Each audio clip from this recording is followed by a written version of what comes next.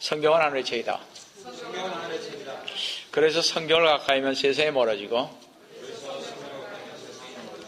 성경을 멀리하면 세상이 가까워진다.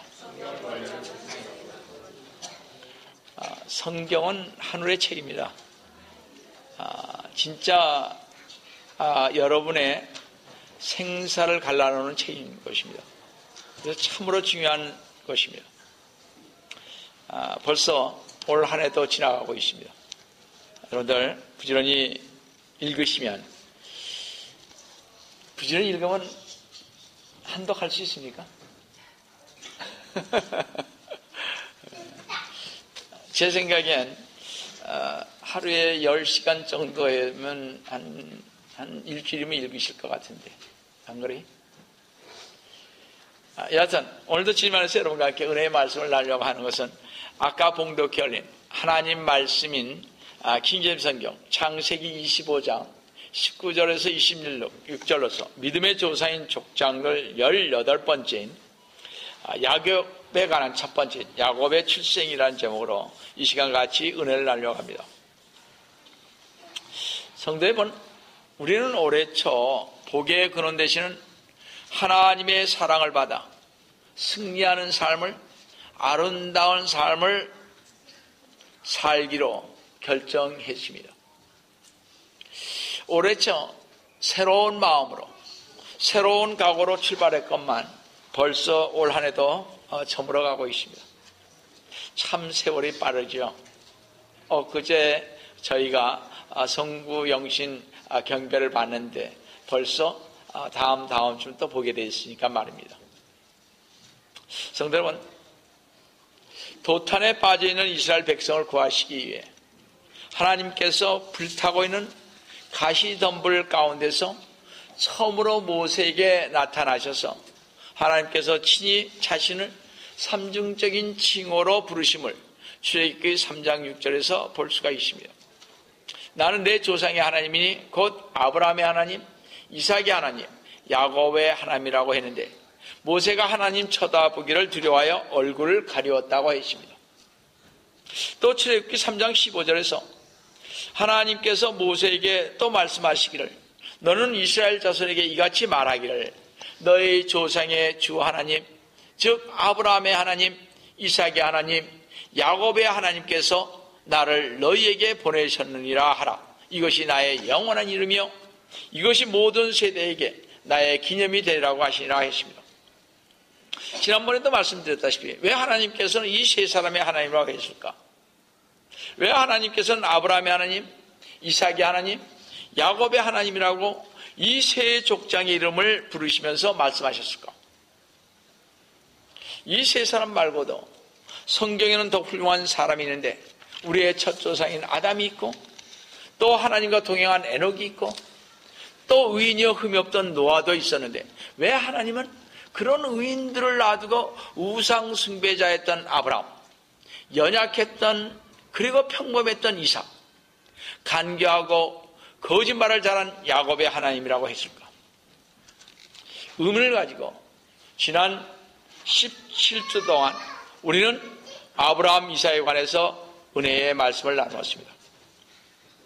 오늘부터는 야곱에 관해서 은혜를 나누려고 합니다.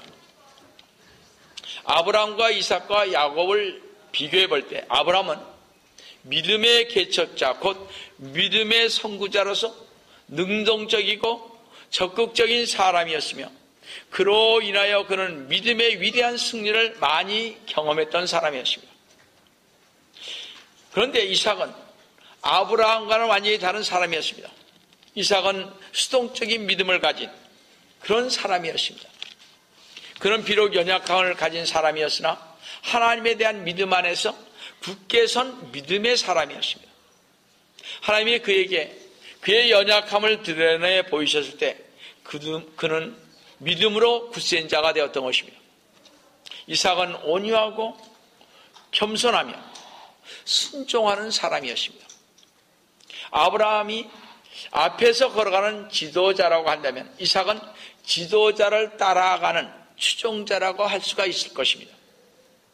자, 그럼 야곱의 삶은 어떤 삶을 살았는가 하는 것입니다. 한마디로 야곱의 생애는 투쟁으로 일관된 삶, 즉 육신과 성령 사이의 싸움의 삶이었습니다. 야곱만큼 죄를 많이 짓고 야곱만큼 많은 실패를 경험한 사람은 족장 중에 없었습니다. 우리가 야곱의 생애를 보내려면 얼마나 야곱의 삶이 우리의 삶과 비슷한지 알 수가 없습니다. 그래서 오늘서부터 이 야곱에 관해서 제가 말씀을 나누어 보겠습니다. 첫 번째로 인간 야곱의 성품을 보겠습니다. 야곱은 태어날 때부터 싸움을 한 사람이었습니다. 아버지 이삭은 도무지 아무것도 하지 않고 그저 모든 것을 아버지 아브라함으로부터 받아가기만 했습니다. 그러나 야곱은 처음부터 나중까지 모략가라서 꾀가 많고 교활하며 자신만만해서 무엇이나 다 할 수 있었습니다. 사실 우리 모두는 하나님은 만사의 근원이라는 것을 잘 알고 있습니다. 우리는 이론적으로는 하나님이 이루어놓으신 모든 것을 받아 가지고 가야 한다는 것을 잘 알고 있으면서도 우리는 어떻게 되어 있는지 선물을 받아 가지고 가려고는 하지 않고 애쓰고 힘써서 선물을 노력의 대가로 받으려고 하고 있음을 보게 됩니다. 이것이 바로 야곱의 성품이었습니다. 야곱은 분이에서의 싸움으로 절름발이가 되기 전까지는 결코 하나님께 튼튼히 닷을 내리지 못한 성급한 믿음을 가진 그런 사람이었습니다. 야곱은 매우 영리하고 아주 교활하고 그렇지만 유능한 사람이었습니다. 그가 못할 것은 이 세상에 아무것도 없었습니다. 그는 자기 형 에서에게 장적권을 빼앗고 아버지를 사기하여 장자의 축복권을 빼앗고 자기 애삼촌의 재산을 살살 빼앗을 궁리를 한 아주 교활하고 영리한 그였기에 하나님께서 그를 다루시는 방법 또한 아브라함과 이삭과는 완전히 다른 방법으로 섭리하셨던 것을 볼 수 있습니다. 그래서 야곱과 하나님 사이에는 5번의 교통함이 있었는데 이 모든 하나님과의 교통의 목적은 야곱이 하는 것을 이렇게 저지시키고 그의 방법을 바로잡으시고 하나님 뜻 안에서 그를 붙잡아 두기 위한 데 있었던 것을 우리는 볼 수 있습니다. 즉 하나님이 아브라함이 새로운 곳으로 인도하는 가운데 믿음의 개척자로서 그를 다스렸던 그릇된 길에서 벗어나고 있는 야곱을 바로잡기 위하여 하나님은 그를 다스려야만 했던 것입니다. 어떻든 이렇게 하나님은 야곱과 같은 처지에서 일하는 것을 기뻐하십니다. 어떤 면에서. 즉 하나님은 아무런 소망도 찾을 수 없는 암담한 곳에서 오히려 그 하나님의 영광을 위하여 어떤 일을 시작하시는 분이십니다. 그래서 하나님은 그 야비한 야곱을 왕자와 같은 사람으로 변화시켰던 것입니다. 이사야 41장 14절에 이런 말씀이 있습니다. 너 벌레 야곱아 그랬습니다. 너 벌레 야곱아 두려워 말라. 너희 이스라엘 사람들아 내가 너를 도우리라. 주 곧 이스라엘의 거룩한 분이 너희 구속주가 말하노라. 전에 성경은 너 벌레 야곱아 하라고 너 지렁이 같은 야곱아 그랬습니다. 꿈틀거리는 한 마리의 벌레처럼 육신의 고깃덩이를 주체하지 못하고 넘어지고 좌절하면서 걸어갔던 그 야곱의 삶을 향해 하나님은 내 벌레 같은 너 야곱아 했던 것을 우리는 볼 수 있습니다. 하나님은 야곱을 벌레에 비유하셨던 것입니다. 벌레보다 더 힘이 없고 보잘것없는 존재가 어디 있겠습니까? 그런데 하나님은 인간 족속 중에서 가장 비루하고 보잘것없는 벌레와 같은 야곱을 선택하여 그를 왕자와 같이 변화시켰다는 사실입니다. 창세기 32장 28절에 이런 말씀이 있습니다. 내 이름이 더 이상 야곱이라 불리지 아니할 것이요 이스라엘이라 불리리라. 이는 네가 통치자로서 하나님과 사람들과 더불어 겨루어 이겼음이라 했습니다. 여기 이스라엘이라는 말은 어떤 성경학자는 하나님의 왕자라고 번역해 놓았습니다. 즉 다시 말씀드려서 이제 내 이름을 다시는 벌레 같은 야곱이라 부를 것이 아니요 하나님의 왕자라고 부를 것이니 그런 말입니다. 어떻게 벌레와 같은 야곱이 주님의 손에 붙들림을 받아 하나님이 쓰시는 하나님의 왕자로 변할 수 있었는가를 우리는 이번 기회에 한번 배워야 할 것입니다. 이것이 바로 왜 하나님이 야곱을 선택하셨는지, 왜 야곱의 하나님이라고 부르셨는지를 이해하는 열쇠가 되는 것입니다. 그래서 저는 이번부터 15번의 야곱에 관한 설교를 통해서 야곱에 관한 것을 한번 파헤쳐 볼까 합니다. 자, 두 번째로 오늘 본문의 야곱의 출생을 보시겠습니다. 야곱은 기적의 자녀였습니다. 아브라함과 사라는 이삭이 태어나기 25년을 기다려서 낳았습니다. 도저히 불가능 가운데서 아브라함 100세 때, 사라가 90세 때, 세상 사람으로서는 불가능한 이때에 이삭을 낳았습니다. 그런데 또 이삭도요, 리브가와 결혼해서 20년이 흐른 뒤에 야곱을 낳은 것을 알 수가 있습니다.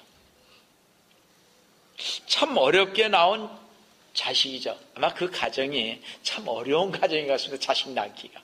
그렇죠?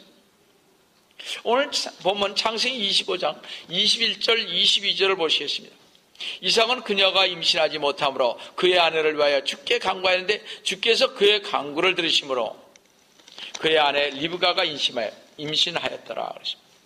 여러분, 저는 좀 자신 있게 얘기할 수 있는 것이 애를 이렇게 못 낳으시는 분들은 주님 앞에 나오면 애를 낳습니다. 제가 그거 많이 봤습니다. 임신하지 못하신 분들이 그거 이상하게 교회 나오면 주님 앞에 간구하면 경배에 열심히 나오면 애를 낳더라고요. 결혼한 지 보통 7년, 10년이 돼도 못 낳으신 분들 있잖아요. 근데 낳더라고요. 그래서 여러분들 주님께 간구해야 하는 것입니다. 22절에 아이들이 그녀 안에서 서로 싸우니 그녀가 말하기를 이와 같으면 내가 어찌하여야 할까 하고 주께 물으러 갔더라 그랬습니다. 여기서 보면 리브가는 몹시 어려움을 겪었음을 알 수 있습니다. 뱃속에서부터 쌍둥이 둘이 서로 싸웠다고 기록된 것을 보면 뱃속에서 아마 서로 발로 차고 티격태격했던 것 같습니다.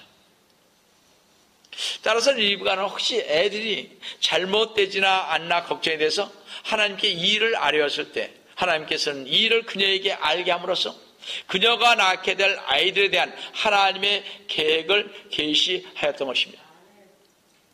창세기 25장 23절 한번 보세요. 주께서 그녀에게 말씀하시기를 두 민족이 내 태에서 있으니 두 백성이 내 배에서 나누어지리라.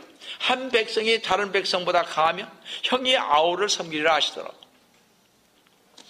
하나님이 리브가에게 말씀하신 것은 그녀가 잉태한 두 아이들로부터 두 민족이 시작될 것이며 또 그녀의 태중에서 두 아이가 다투는 것과 같이 두 민족이 서로 분쟁하게 될 것이라는 것을 예언했던 것입니다. 실제로 그렇게 되지 않았습니다. 우리는 그 대답을 이스라엘의 역사 가운데서 발견할 수가 있습니다. 이스라엘을 항상 괴롭혀온 민족이 있었는데 에돔 족속입니다. 그런데 이 에돔은 바로 에서의 후손들이어서 에돔에 대한 이스라엘 백성들의 적대감이 에서에까지 거슬러 올라간 것을 볼 수 있습니다. 아멜렉은 에덴 족속 가운데 한 지파로 에서의 손자였습니다. 아말렉 족속도 무척 이스라엘 민족을 괴롭혔습니다.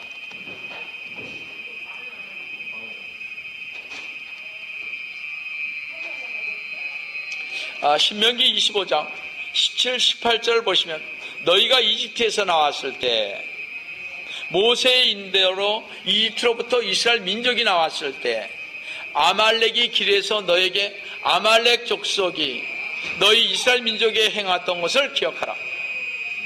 네가 피곤해 지쳤을 때 이스라엘 민족이 이집트를 나와 피곤해 지쳤을 때 어떻게 그가 아말렉 족속이 길에서 너를 만나 내 뒤에 처진 연약한 자들을 맨 뒤쪽에서 쳤는지를 기억하라. 그는 아말렉 족속은 하나님을 두려워하지 아니하였느니라 했습니다. 그러므로 하나님께서는 아말렉 족속을 흔적도 없이 없애버리도록 하셨습니다. 이렇게 심한 저주를 받은 민족은 아무도 없었습니다. 여러분, 에스더에 나오는 이스라엘 민족들을 멸망시키려는 계략도 아말렉 후손인 하만이 꾸민 것입니다. 또 예수 그리스도는 당시 때 헤롯 대왕과 그 자손들도 에서의 후예인 에돔의 자손들 아닙니까?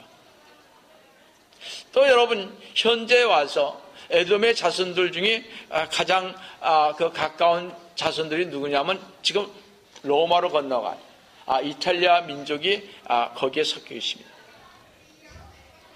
그래서 로마는요, 통치를 로마 때 했지 않습니까? 그래서 이스라엘 백성을 가만두지 않았습니다.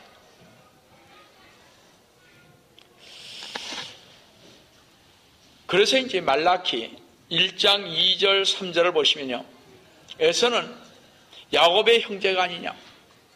그러나 내가 야곱은 사랑하였고 에서는 미워하였고 했습니다.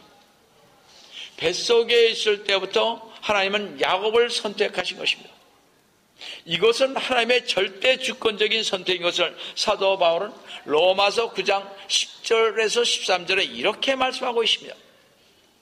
그뿐만 아니라 리브가도 한 사람 곧 우리 조상 이삭에 의하여 잉태하였는데 아직 자식들이 나지도 아니하였고 또한 무슨 선이나 악을 행하지도 아니하였을 때 택하심을 따른 하나님의 목적이 행함에 의해서가 아니라 부르시는 그분에 의해서 있게 하시려고 그녀에게 말씀하시기를 형이 아우를 섬기라고 하셨으니 기록된 바 내가 야곱은 사랑하였고 에서는 미워하였노라 한과 같으니라.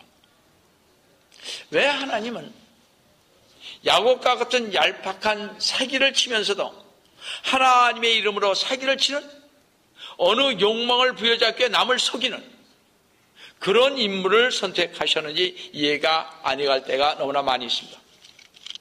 그러나 이것은 놀라운 사건인 것입니다.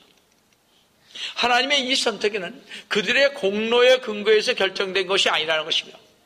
이 선택은 두 쌍둥이가 태어나기도 전에 하나님의 주권적인 은혜를 따라 결정된 것이었다는 것입니다. 하나님의 자녀가 되는 원리는 공로가 아니라 믿음에 의한 것입니다. 하나님은 에서가 믿음을 갖지 않은 것을 미리 아셨습니다. 그래서 하나님은 에서를 선택하지 아니하셨던 것입니다. 많은 사람들은 이 하나님의 선택의 문제에 당하게 되는데 그것은 우리가 그 의미를 잘 이해하지 못하기 때문입니다. 하나님의 선택은 선택한 것이 아닌 이런 독선적인 것이 아닌 것입니다.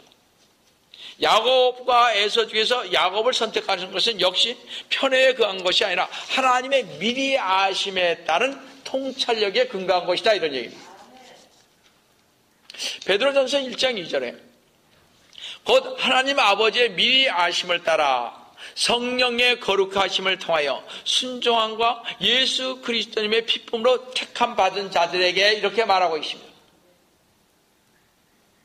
2절을 보듯이 선택은 하나님의 미리 아심을 따라 결정된 것입니다.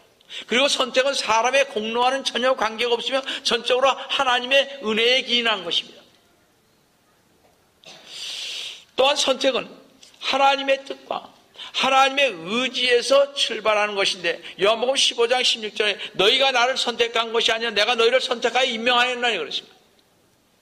바로 하나님은 나 같은 연약한 사람, 세상에 눌려있는 사람, 뛰어나지 못한 사람, 인생의 그늘에서 지극히 평범한 삶을 사는 사람, 이런 우리들을 야곱을 선택하셨던 것처럼 지극히 연약한 자 가운데서 소외되고 낮아진 자 가운데서 좌절하고 울고 갈등 속에 부르짖는 소리 가운데서 주님은 저희들을 선택하셨다는 사실입니다. 우리가 선택하는지 안 하는지 어떻게 알고 있습니까? 우리 모르잖아요. 주님을 믿고 의지하면서 가다 보니까 하나님께서 나를 선택하는 것을 그제야 아는 것입니다. 그래서 맨 처음에 우리가 주님께서 여러분들 구원시킬 때 먼저 우리가 묻지 않습니까? 주 예수 그리스도를 믿으라고. 믿겠습니다. 그건 내 의지예요. 믿고 나왔더니 성령님께서 역사하셔서 우리로 하여금 주님을 더욱더 믿게 하고 주님 안에서 더욱더 살게 하고 그런 거 아니겠습니까? 그러다 보니까 어떻게 해요? 주님 안에 영광을 돌리고 각 부서에서 주님 안에서 찬양도 드리고 또 어떻게 합니까? 봉사도 하고 부엌에서 일도 하고 여러 가지 일들을 하는 거 아니겠습니까? 너무나 감사하니까. 그런 걸 봤을 때 주님께서 나를 선택하셨구나 하는 것을 아는 것입니다. 여러분들 여기 미국에 왜 오셨습니까? 여러분들 미국 오셨잖아요. 저도 한국에서 믿지 않았습니다. 저도 술, 담배 좋아했던 사람입니다. 그런데 주님께서 여기에 저를 보내셨다고요. 보냈는데 누가 전도해서 간 것이 아니라 어떻게 됐든 남의 지하방에 살게 되지 않았습니까? 근데 그게 지하방이 어디였냐? 교회 지하방이었거든요. 지하방이 아니라 아래층 방이죠. 거기에서 살다 보니까 어떻게 해요? 자꾸 경배에 참여하게 되고 이러다 보니까 그냥 믿게 되십니다. 그냥 믿은 거죠. 왔다 갔다 했습니다. 근데 어떻게 됐어요?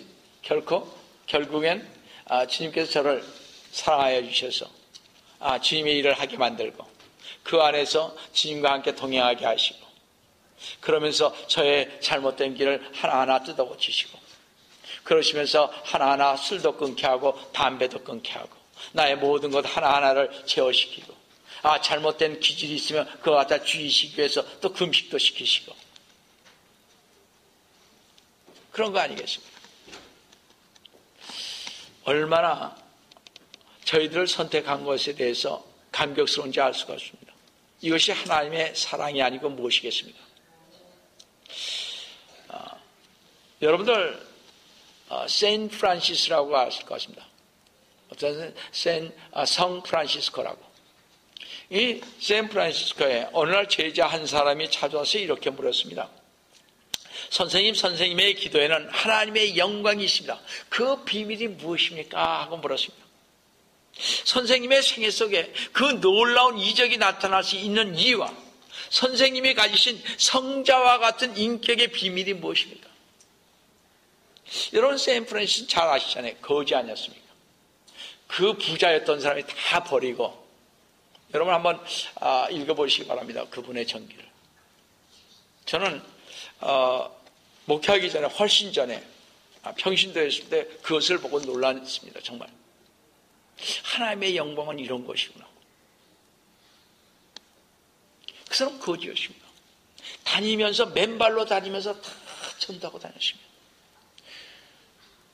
정말 여러분들 한번 꼭 보시기 바랍니다.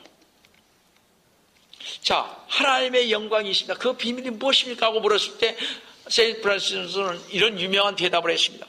그거야 간단하지. 어느 날 하나님은 지구를 내려다 보셨다네. 그리고 가장 추한 사람이 누구일까?